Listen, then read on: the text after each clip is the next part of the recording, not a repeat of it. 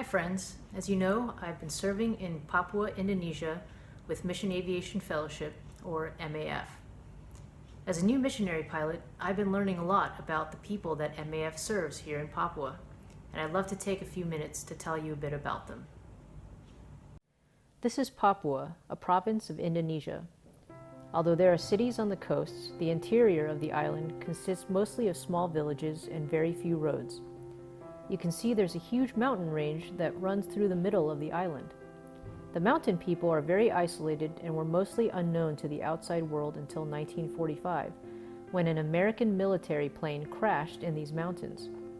There were 3 survivors, and the rescue effort, which took over a month, drew worldwide attention to the people who lived in the Papuan interior.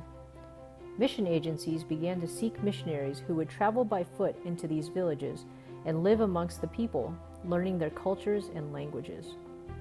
With no roads, the only mode of transportation other than walking was using small airplanes provided by MAF. The missionaries began to build airstrips in the Papuan interior in order to transport supplies and quickly travel between different areas of Papua.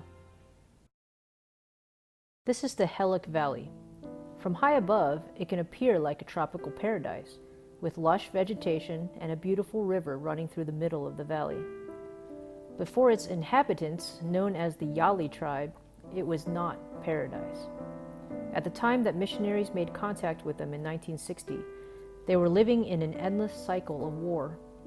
The villages on one side of the river were enemies of the villages on the other side of the river.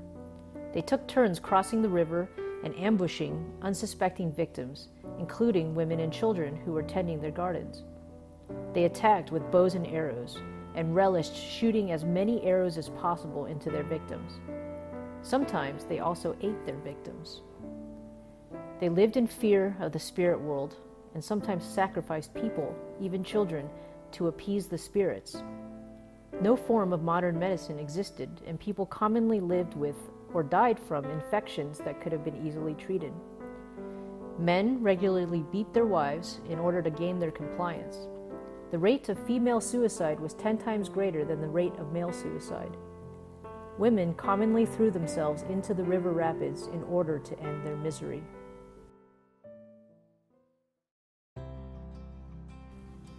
In 1960, Australian missionaries Stan and Patricia Dale decided to settle in the Helok Valley with their children. One of the first things Stan Dale did after hiking into the valley was to find a suitable place for an airstrip.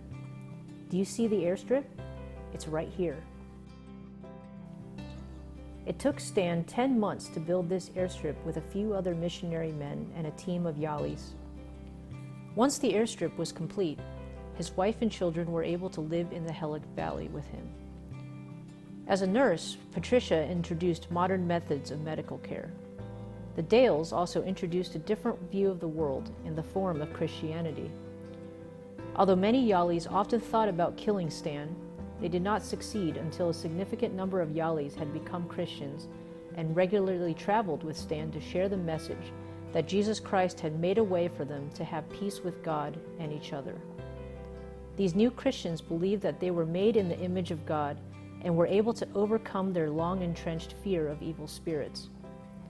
After the Yalis succeeded in killing Stan and another missionary with arrows in 1968, Christianity spread amongst the Yalis even faster.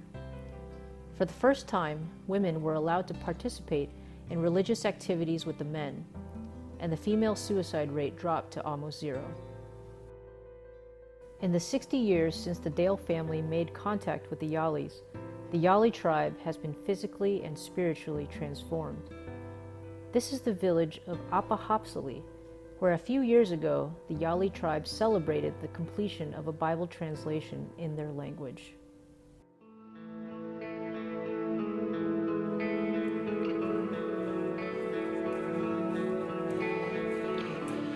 We are now here amidst the Yali.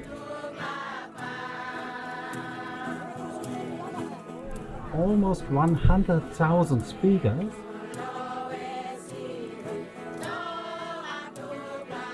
They like to tell the story about the place where we are living here, it's called Apahapsili. It means the place where they took off the skin of the people in order to be eaten. Zaman batu hingga kita punya teman-teman bergaulan dengan alam, dengan masyarakat yang ada. Pakai koteka, pakaian yang tadi kita kenal, ibu-ibu pakai, bapak pakai koteka. They usually tell we lived in the darkness, but through the gospel, now we are living in the bright light of the gospel. Yeah. Ni dik nambe sagare ke jare woni rune ko ngundo mu kan yondu nek senak lam ko wangundo mu an yon se kana la woni ke la ruba fa non du nek ndo tam ko yo al kitab tu ni rune famon weni jali ni nap nunune.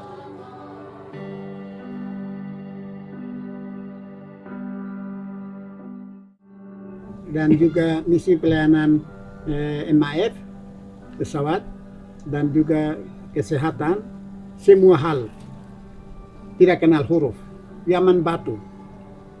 Sehingga tahun 60-an itu saya sudah kenal, saya sendiri ada di situ.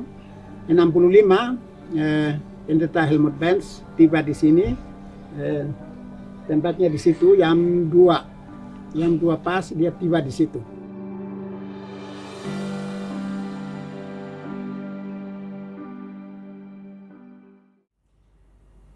The story of the Yali tribe has many similarities with the stories of other Papuan tribes, and there is now a vibrant community of Papuan churches. Although MAF still supports missionaries here in Papua, much of our work has transitioned to helping churches improve access to education, medical care, and the gospel.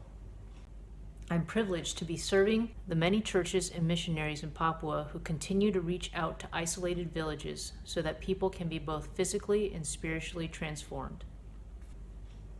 Thank you so much for your support of this ministry.